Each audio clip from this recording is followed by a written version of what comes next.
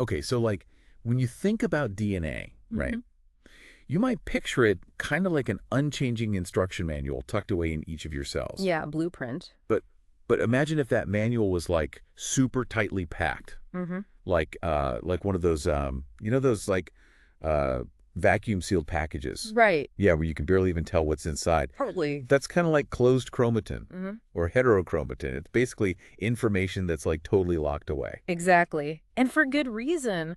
Most of the time, cells don't need access to every single gene at once. Right, right. So it's like keeping things organized and also protected, I guess. Absolutely. It prevents accidental activation or damage. But then here's the thing, like cells constantly need to access, certain parts of that manual, specific genes, do their jobs, right? Yeah, to make proteins, to respond to signals, to basically function and survive. So how does the cell know like which section it needs to open up? Right. And then how does it actually like unwrap that section at just the right time? That's the million-dollar question. That's the big mystery we're going to try to unwrap today. Literally. Literally unwrap it, yeah. So it's like, how does that super tightly closed chromatin, transform into open chromatin? Euchromatin. Euchromatin, yeah. Yeah. Which is the accessible form. And luckily, we've got you shown to guide us. It seems to lay out some of the key mechanisms involved. It's a great starting point. Yeah, so our goal, isn't to get bogged down in every tiny little detail. Right. We want to like really grasp the major players and the big strategies. The overarching principle. Exactly. So we're going to highlight the most, fascinating parts of this transformation from closed to open. Sounds like a plan. Okay, let's dive in. And let's start with histone post-translational modifications. Okay. These are like chemical keys, right? Exactly. Imagine histones as these spools, right? Yeah.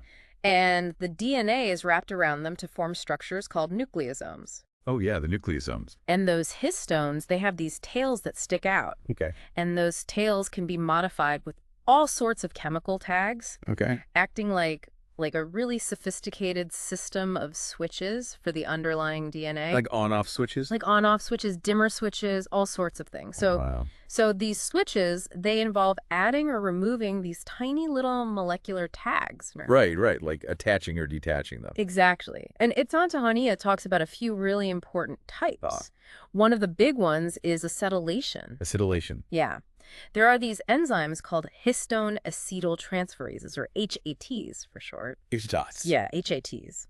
They're responsible for adding acetyl groups to specific amino acids on those histone tails, specifically lysines. Okay, so acetyl groups, what do those actually like do to the DNA? Well, they change how the DNA and histones interact. Okay. You see, those lysines, they normally have a positive charge, Uh-huh. and DNA, as you know, is negatively charged. Right. So there's this natural attraction between them, kind of like magnets.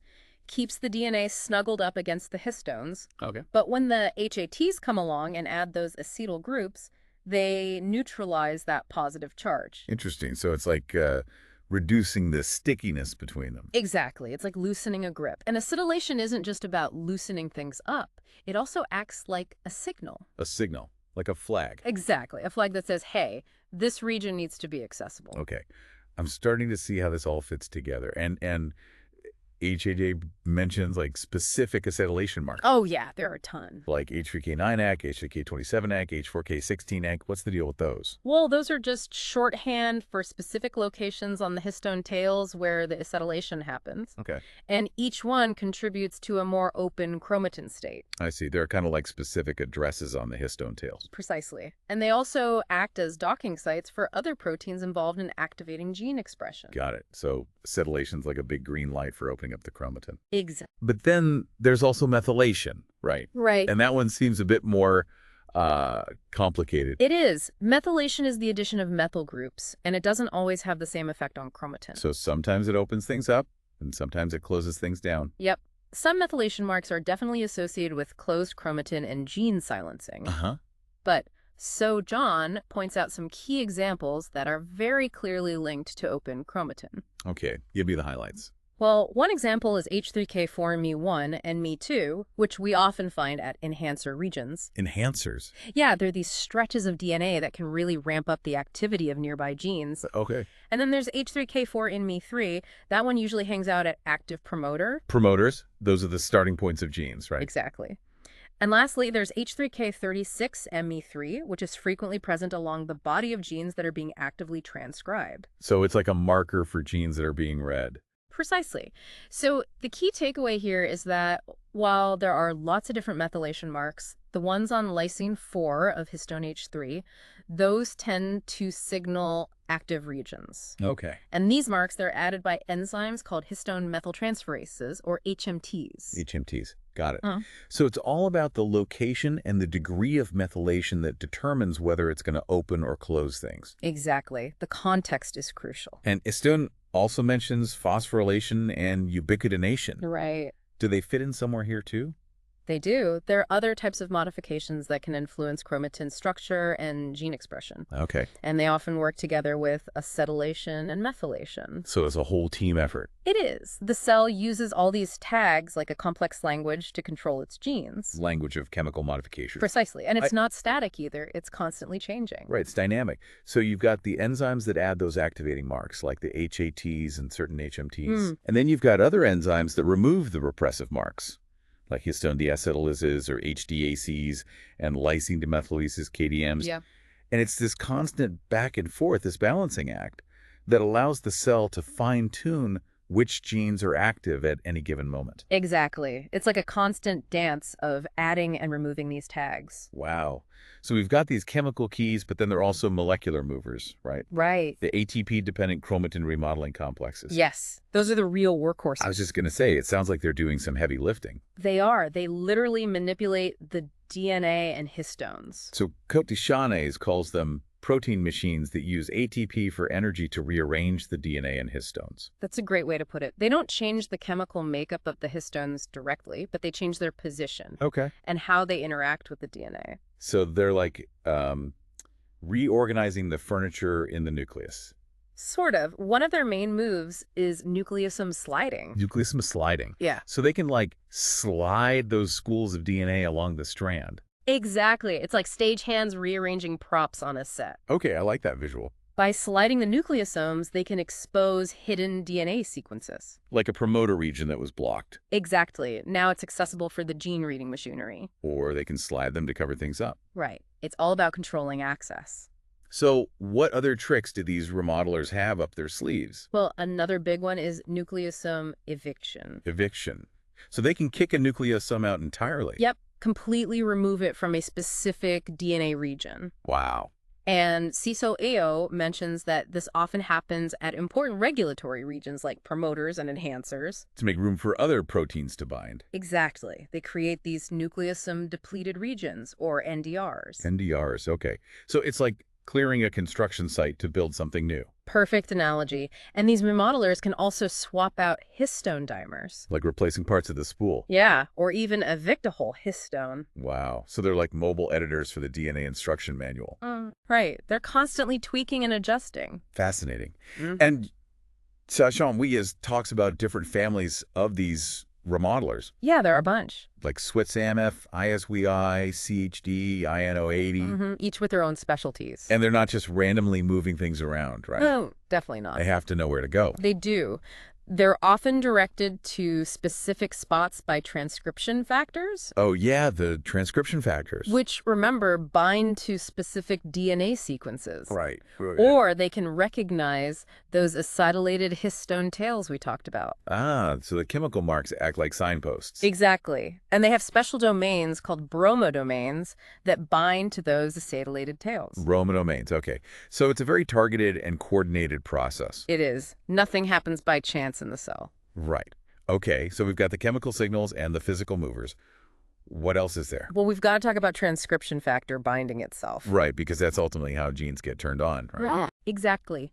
Transcription factors, or TFs, are the proteins that recognize and bind to specific DNA sequences. Like little keys fitting into specific locks. That's a good analogy.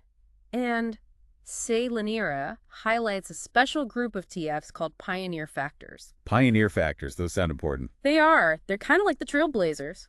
How so? Well, they can bind to their target DNA sequences even when those sequences are still partially wrapped up in nucleosomes. So they can get in where others can't. Exactly. They're like the advanced team opening up the territory for everyone else. So they're kind of like breaking in the seal, I guess. Yeah, you could say that. And once they're in, what happens? Well, once they're bound, they can recruit the histone-modifying enzymes. Like the HATs and HMTs? Yep, and the chromatin remodeling complexes, too. Ah, so they call in the reinforcements. Exactly. It's like they send out the signal, hey, this area needs to be opened up. And then the whole crew shows up.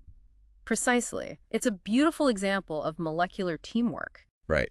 So the chemical changes kind of prep the ground, and then the remodelers come in and do the heavy lifting. You got it. It's a finely choreographed process. Okay, so we've covered modifications, rearrangements, and transcription factors. What else is on the agenda? Well, there's one more thing we need to touch on. Histone variants. Histone variants. Wait, so not all histones are the same? Nope, there are different flavors. Really? Yeah, cells can swap out the standard histones, which we call canonical histones, for these slightly different versions called histone variants. Okay. And these variants can change how stable the nucleosome is. Interesting. So it's like switching out a regular screw for one that's a bit looser or tighter. That's a great way to think about it. And H2AZ talks about two specific variants, H2AZ and H3.3. Okay, let's start with H2AZ. So H2AZ is often found near promoters and enhancers of genes that are either actively transcribed or poised to be transcribed. Okay. And the key thing is that nucleosomes with H2AZ are less stable than those with the regular histones. Makes sense. So it's easier to access the DNA or evict the whole nucleosome. Exactly. And then there's H3.3. Okay, what's special about that one? Well, unlike the canonical histones, which are mainly incorporated during DNA replication, H3.3 can be added anytime. Oh, interesting. And it's often found at actively transcribed genes and promoters. So it's associated with more dynamic chromatin. Right. It's more easily changed. And again, those chromatin remodelers are often involved in swapping out the standard histones for these variants. So it's like they have a whole toolkit of different histones to fine-tune the chromatin structure. Absolutely. They're like master craftsmen. Amazing. Okay, we've covered modifications, rearrangements, transcription factors, and even histone variants. Is there anything else? One last piece of the puzzle, DNA demethylation. Ah, right. We talked about methylation earlier, how it can silence genes. Yep. So demethylation is basically the removal of those methyl groups. Okay. And it's often a necessary step for gene activation and for creating stable open chromatin. And this is especially important at CPG island promoters, right? Exactly. Those are regions with lots of cytosine guanine sequences, and they're often found near promoters. Right. And methylation of those islands can really shut down gene expression. So demethylation is like clearing a roadblock. Perfect analogy. It allows the gene expression machinery to get through. Got it. So to sum this all up, the transition from closed to open chromatin is a pretty elaborate process. It is. It's a multi-step, highly coordinated dance of molecules. And where does it usually start? What kicks off this whole sequence of events? Well, according to COTA, it often starts with signals that lead to the recruitment of those pioneer transcription factors or other activating TFs. Okay. They're the first responders, if you will. And then they call in the cavalry. Exactly. They recruit the histone-modifying enzymes like the HATs to add those acetyl groups and the specific HMTs to lay down those activating methylation marks. And at the same time, the remodelers are coming in to move things around. Right. Sliding or evicting nucleosomes, making everything more accessible. And maybe even swapping in some histone variants for good measure. Yep. And often DNA demethylation is happening too, clearing the path for gene activation. So it's this amazing symphony of molecular events all working together to loosen up the chromatin, expose those regulatory elements, and allow the transcriptional machinery to bind and start reading the gene. It's a beautiful example of how cells regulate their genetic information. It's incredible. You know, we often think of DNA as this static blueprint, but this deep dive really shows just how dynamic and carefully controlled it all is. Right. It's not just a passive molecule sitting there. It's actively responding to its environment. Absolutely. And this understanding, it's relevant for everyone, really. Whether you're prepping for a meeting, trying to keep up with the latest scientific discoveries, or just curious about how life works at the most fundamental level. It gives you a whole new appreciation for the complexity of biology. Totally. And it also makes you wonder, what happens when things go wrong? Like, if those enzymes that add or remove those modifications don't work properly, or if those remodeling complexes malfunction. That's a great question, because when these processes get disrupted, it can lead to all sorts of problems. Like diseases. Exactly. It highlights just how crucial this fine-tuning of gene expression is for keeping us healthy. Wow. So much to think about. Well, Thanks for taking this deep dive with us. my pleasure. I hope it's given everyone a better understanding of this dynamic world inside our cells. Absolutely. It's a fascinating area of research. It really is. There's still so much we're learning. Yeah, just the beginning. Exactly. Okay, well, thanks again for joining us. Thanks for having me. And until next time, keep exploring.